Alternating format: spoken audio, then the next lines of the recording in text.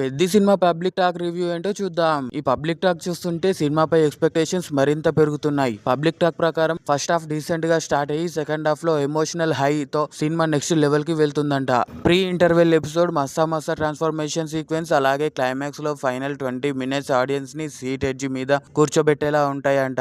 Ram Charan performance సినిమాకి biggest backbone అని, తన యాక్టింగ్ తో మూవీని ఎఫర్ట్లెస్ గా క్యారీ చేస్తుందని చెప్తున్నారు. AR Rahman music, Buchibabu emotional writing, top class cinematography కలిసి స్ట్రాంగ్ ఎమోషనల్ రైడ్ ని క్రియేట్ చేశాయంట. కొన్ని స్లో మూమెంట్స్ ఉన్నా కూడా ఓవరాల్ గా rooted storytelling, powerful emotions, mass moments తో పెద్ద ఆడియన్స్ ని బాగా ఇంప్రెస్ చేస్తుందని పబ్లిక్ టాక్ వస్తుంది. ఇంకో గంటలో సినిమా అయితే చూడబోతున్నా. Full and original genuine review కోసం మన ఛానల్ ని సబ్స్క్రైబ్ చేసుకోండి.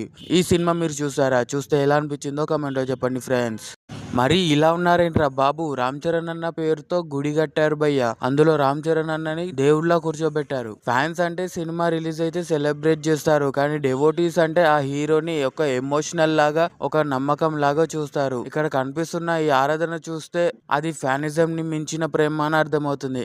కట్అవుట్స్, బ్యానర్స్, రికార్డ్స్ అన్ని పక్కన పెడితే ఒక క్యారెక్టర్ ని ఇలా దేవాలయం రేంజ్ లో ప్రజెంట్ చేయడం అనేది రామ్ చరణ్ పై ఉన్న అభిమానం ఎంతో గొప్పదో చూపిస్తుంది. అందుకే చాలా మంది అంటారు other stars have fans but Ram Charan has devotees అని. దీనిపై మీరేమనుకుంటున్నారో కామెంట్ లో చెప్పండి ఫ్రెండ్స్. ఇలాంటి మరిన్ని అప్డేట్స్ కోసం మన ఛానల్ అయితే సబ్స్క్రైబ్ చేసుకోండి.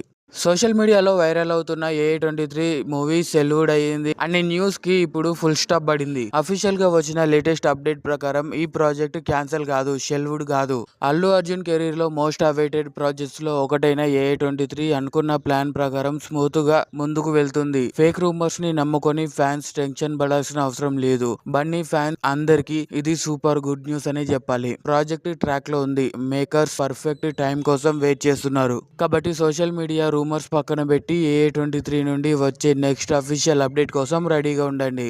ఈ సినిమా కోసం ఎంతమంది వెయిట్ చేస్తున్నారో కామెంట్ లో చెప్పండి. ఇలాంటి మరిన్ని అప్డేట్ కోసం మన ఛానల్ అయితే సబ్స్క్రైబ్ చేసుకోండి.